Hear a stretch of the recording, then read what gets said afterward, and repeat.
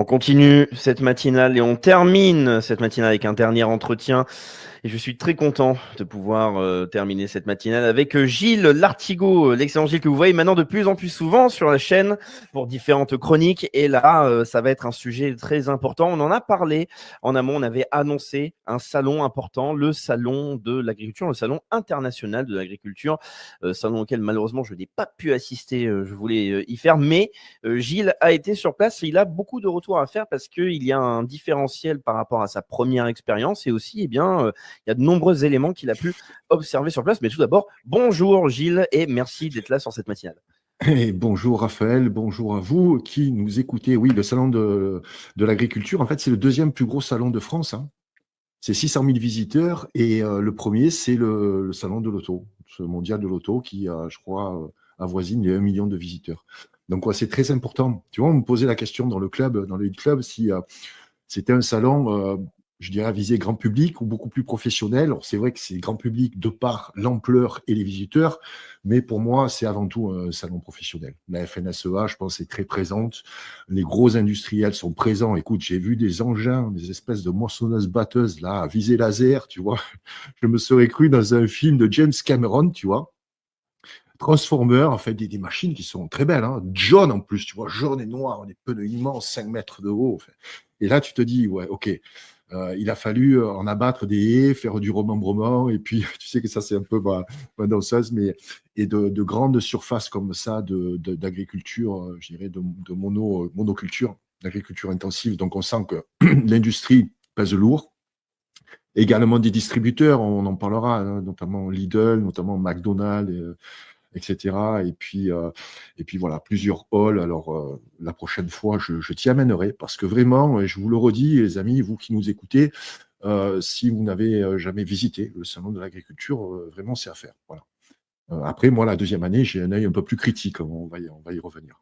On va en parler très rapidement. Donc là, ce salon de l'agriculture s'est déroulé du samedi 22 février au dimanche 2 mars. Et c'était un salon de l'agriculture, on va dire, assez particulier, non pas pour le salon lui-même, mais dans les conditions dans lesquelles il est organisé. On a eu un espace très politique avec de nombreuses personnalités qui sont venues sur place. On sait quelles sont les tensions entre les agriculteurs et les hommes politiques français, ainsi que la situation avec l'Union européenne. On nous a dit que c'était un salon de l'agriculture sous le signe de l'apaisement. Alors, première question, Gilles, sur l'observation que tu as pu faire sur place.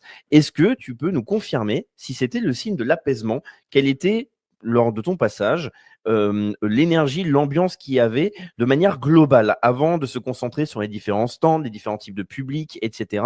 Est-ce qu'on peut confirmer ça? Est-ce que là, les médias n'ont pas menti pour dire que c'était sous un signe de l'apaisement? Effectivement, c'était plutôt apaisé, bien que je suis allé le vendredi, donc il y avait beaucoup de monde encore. C'était donc l'avant-dernier jour, je dirais, de faire avant la fermeture. Et l'année passée, bon, j'étais dans d'autres conditions. J'étais avec Pierre-Guillaume Mercadal. C'était juste au début, avec une tension énorme. Donc ça avait frité la veille. Pierre-Guillaume, bon, avec ses 2,10 m, je dirais, il se fait remarquer également. Donc c'était une ambiance totalement différente. Et là, j'y suis allé en solo. Donc, j'ai pu voir différentes choses parce que lorsque vous faites le salon, je dirais en début, voilà, tout est propre, tout est nickel, notamment les animaux sont en forme. On va parler longuement, hein, de la condition des animaux pendant le salon. Moi, je suis arrivé donc à la fin, donc c'était le vendredi, et c'est vrai que l'ambiance était alors apaisée. Par contre, voilà, au niveau des animaux, on a vu des animaux très très fatigués, on va y venir. Mais le premier stand où je suis allé, parce que je suis arrivé en fin de matinée, je crois que c'est le hall 3, il me semble. Le hall 3, c'est les produits et saveurs de France. Tu vois, où tu as toutes les régions donc, qui présentent. J'avais pas conscience qu'on produisait autant, si tu veux, de saucissons, de jambon sec, de cochons, à base de cochons, si tu veux. On est un gros producteur, nous sommes de gros producteurs de cochons, hein, en France. Et c'est vrai qu'il y a beaucoup de spécialités régionales qui tournent autour du cochon. Donc ça sentait bon, si tu veux, la cochonaille. Et alors j'ai rapidement fait un tour pour te dire, je n'ai même pas mangé là-bas parce que j'étais rapidement dégoûté. Il y avait trop de choses, il y a trop de bruit, c'est fait ambiance fête foraine, tu vois, ça crie un petit peu dans tous les stands. Il y a beaucoup de personnes qui se mettent des quilles très tôt, hein, par contre. Donc, ils commencent dès le matin. Et puis là, voilà, en fin de matinée, ils commencent à être un petit peu fatigués. Donc, ça boit, ça picole, ça rigole.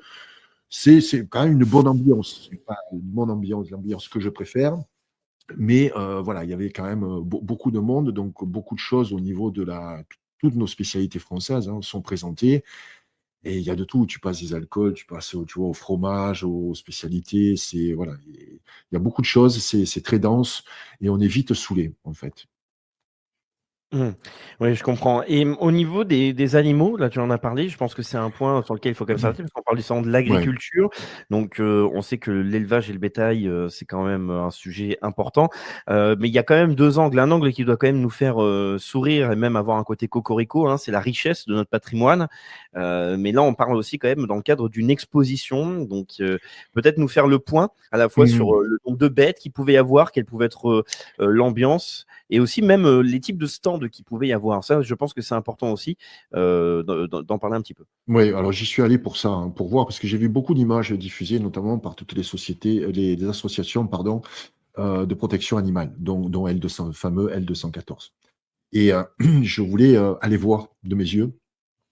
L'année passée, donc les animaux, je les ai trouvés plutôt en forme, puisque c'était le début du salon. Là, je suis arrivé, donc j'ai commencé par les moutons, donc tout ce qui était ovin. Tous les moutons étaient quasiment couchés, les bêtes très très fatiguées. Les cochons, je t'en parle pas. Il y avait une magnifique truie là, avec ses petits porcelets. Je pensais qu'ils étaient morts, quoi, qu'ils étaient décédés, quoi. Ils étaient allongés, ils ne bougeaient plus. Donc c'est vrai que peux te poser la question, à quoi ça sert? Ça sert à montrer des animaux de ferme, mais les sortir de leur contexte naturel, les mettre comme ça en exposition, c'est pas leur place. Alors, on va pas faire, je dirais, d'anthropomorphisme, on va pas se mettre à leur place, parce que rester pendant toute la durée du salon, parce qu'ils arrivent avant et ils partent après, ils restent pas juste les 8 ou 9 jours donc, du salon, plus c'est ce transport, donc c'est un stress immense pour les animaux, mais mettons, on n'a pas de cœur, on n'y pense pas, voilà, les animaux sont en exposition. Mais les voir en dehors de leur contexte naturel, je ne vois pas vraiment l'intérêt. Surtout que j'ai observé un incivisme, mais alors juste hallucinant. Alors, il faut savoir que les organisateurs du SIA ont pris conscience, je dirais, non pas la maltraitance animale, mais la condition, je dirais, des animaux. Il faut savoir que ce sont des animaux qui sont choyés, qui sont transportés dans de bonnes conditions également. Il n'y a que des bêtes de concours, entre guillemets, tu vois. J'ai vu des taureaux d'1,5 tonne. Je ne sais pas si tu Magnifique. peux imaginer les bêtes. C'est vrai que de les voir comme ça, d'avoir alors, on n'est pas en contact, quoi qu'on est très proche. Là, j'y reviendrai justement. C'est ça le problème. Mais bon, tu t'approches pas d'un taureau, tu vas pas mettre la main. Ils ont même pas besoin de mettre des barrières parce que tu t'approches pas. Entre les grosses bouses, tu vois, qui sont là, qui te dissuadent attention, de ne pas mettre le pied dans une bouse. Mais ce sont des taureaux qui sont, c'est magnifique. C'est magnifique. Mais justement, c'est ça le problème. Parce que ce sont des animaux qui vont finir dans nos assiettes.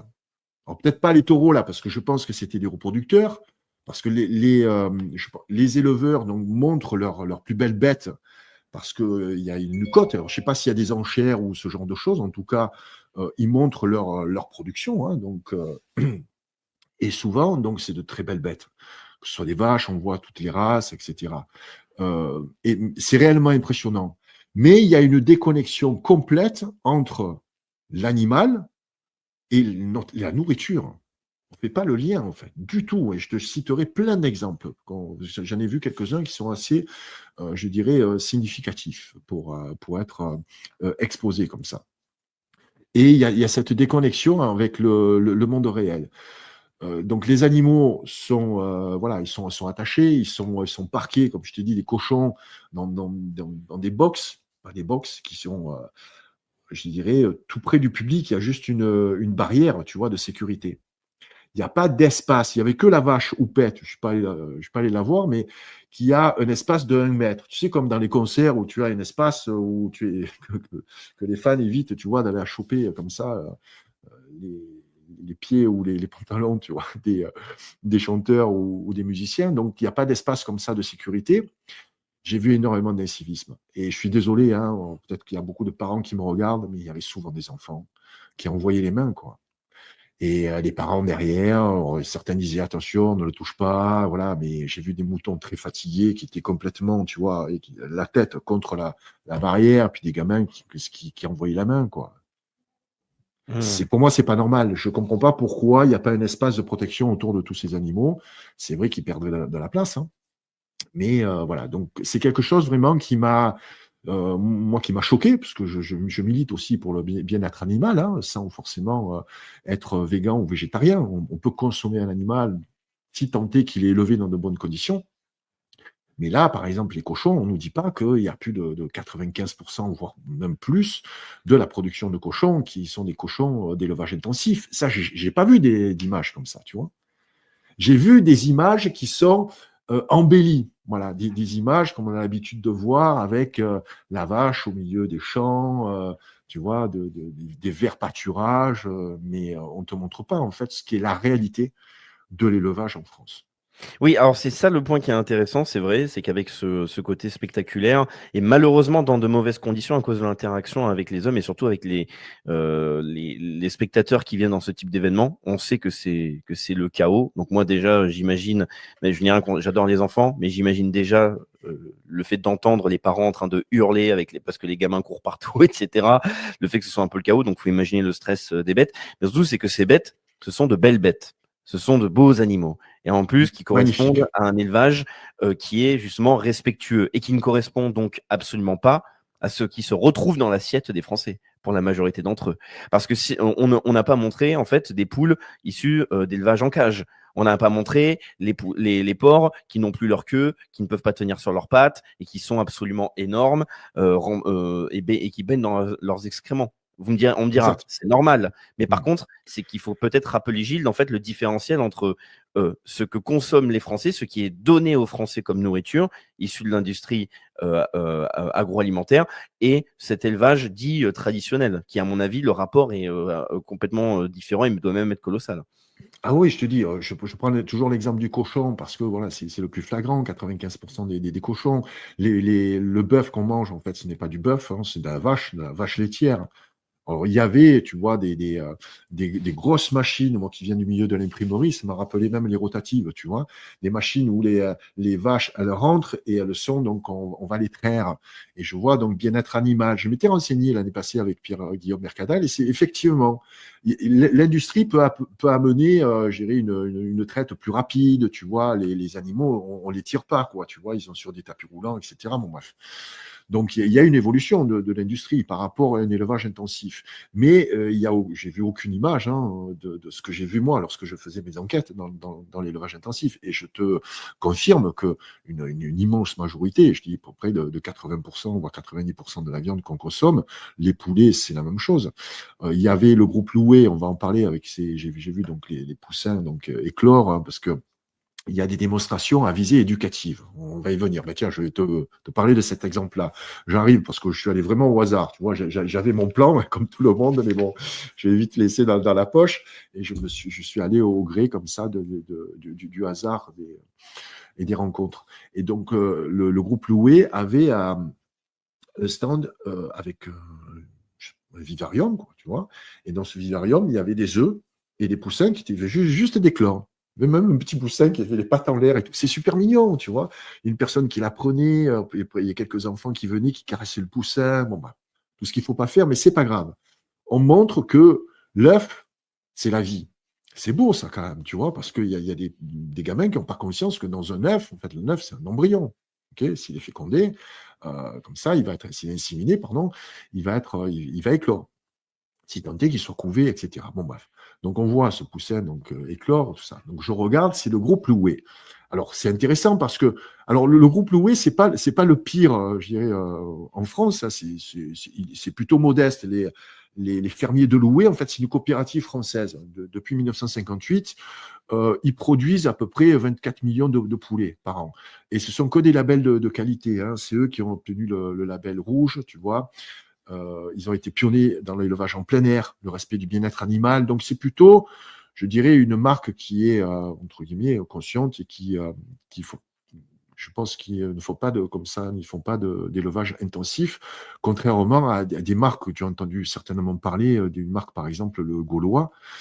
Donc, il y a le Gaulois, Maître Coq, Marie, et ça, c'est le premier groupe français. Donc, d'ailleurs, c'est même un groupe européen qui s'appelle le groupe LDC, Lambert Dodard Chancerelle. Eux, pour te donner une ordre d'idée, hein, ils produisent 580 millions de volailles par an. 5 milliards de chiffre d'affaires, 93 sites de production répartis en 5 pays européens, plus de 20 000 employés.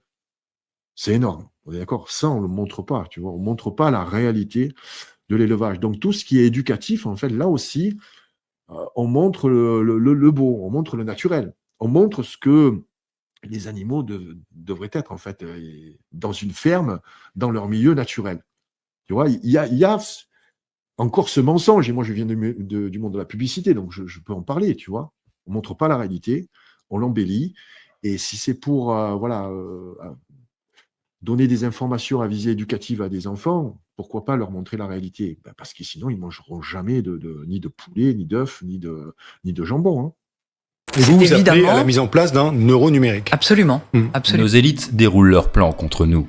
Mais nous aussi on a des plans contre eux. Déjà au travers de nos émissions avec une revue de presse économique pour faire le point avec vous, puis dans notre revue mensuelle avec des analyses financières et des solutions de décentralisation, et surtout dans notre stratégie anti-CBDC. Plus de 3 heures de contenu exclusif et gratuit pour apprendre concrètement à préserver votre épargne. Au programme, protection anti-crise, anti-banque, anti-État et bien d'autres solutions. Le temps joue contre nous, mais on peut se défendre.